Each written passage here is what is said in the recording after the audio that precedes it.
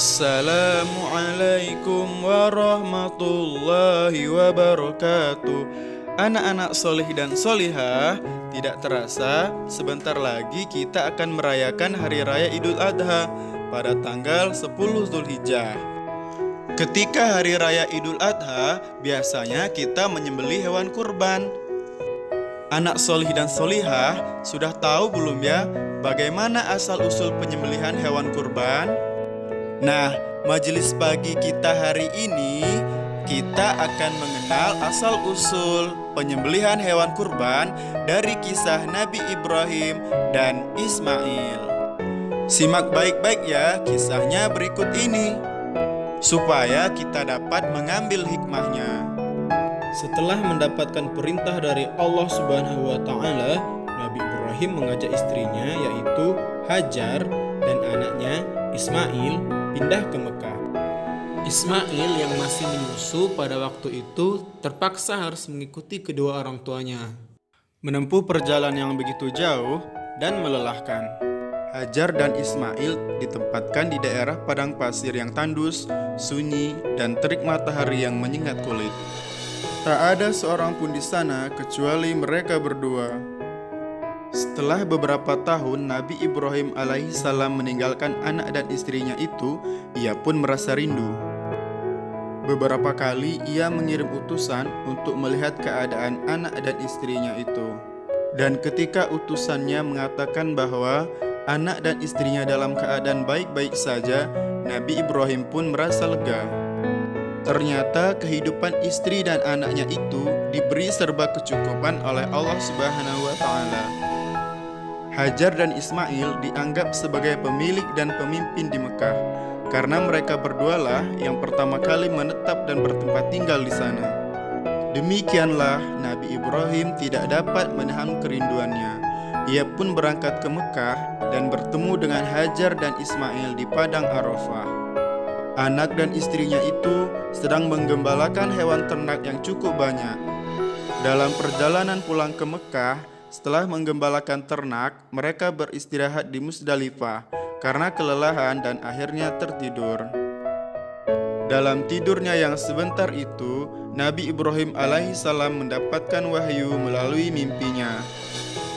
Ia diperintahkan oleh Allah untuk menyembelih Ismail.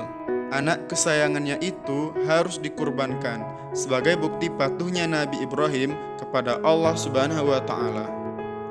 Seketika itu juga Nabi Ibrahim terkejut dan berdebar-debar. Tampak begitu beratnya ujian kali ini. Ia pun akhirnya menguatkan hati demi rasa cintanya yang lebih besar kepada Allah Subhanahu wa Ta'ala. Ia juga pada akhirnya memberitahukan mimpi itu kepada Ismail. Wahai anakku Ismail, dalam mimpi aku diperintahkan oleh Allah untuk menyerahkanmu sebagai kurban, dan aku harus menyembelihmu. Bagaimana pendapatmu wahai anakku? Kata Nabi Ibrahim.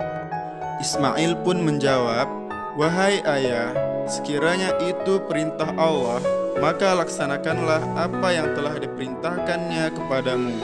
Aku akan tetap sabar dan ikhlas menerima cobaan ini. Dikisahkan iblis berusaha merintangi perintah Allah kepada Nabi Ibrahim. Berkali-kali iblis membujuk Nabi Ibrahim agar tidak melaksanakan perintah itu. Namun Nabi Ibrahim tetap melaksanakan perintah Allah, dan godaan iblis yang begitu dahsyatnya tak akan mampu meruntuhkan ketaatan Nabi Ibrahim kepada Allah. Nabi Ibrahim membawa Ismail ke atas bukit. Di sana Ismail mengenakan kain penutup mata dan pedang tajam pun sudah dipersiapkan. Ketika pedang itu sudah berada di leher Ismail, tiba-tiba tubuh Ismail pun diganti dengan seekor kambing yang gemuk oleh malaikat Jibril.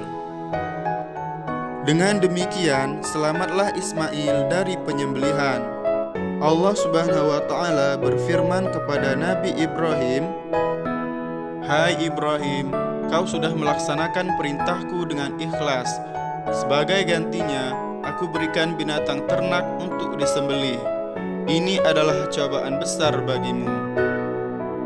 Peristiwa itu terjadi pada tanggal 10 Zulhijjah di Mina. Dan sampai sekarang dirayakan seluruh umat muslim sebagai Hari Raya Idul Adha. Dan umat Islam yang melaksanakan ibadah haji juga dapat melakukan ibadah kurban di Mina sebagai penghormatan atas Nabi Ibrahim alaihi salam. Demikian kisah Nabi Ibrahim alaihi salam dan asal-usul penyembelihan hewan kurban. Semoga kisah ini dapat mempertebal iman kita kepada Allah Subhanahu wa taala. Amin ya rabbal alamin.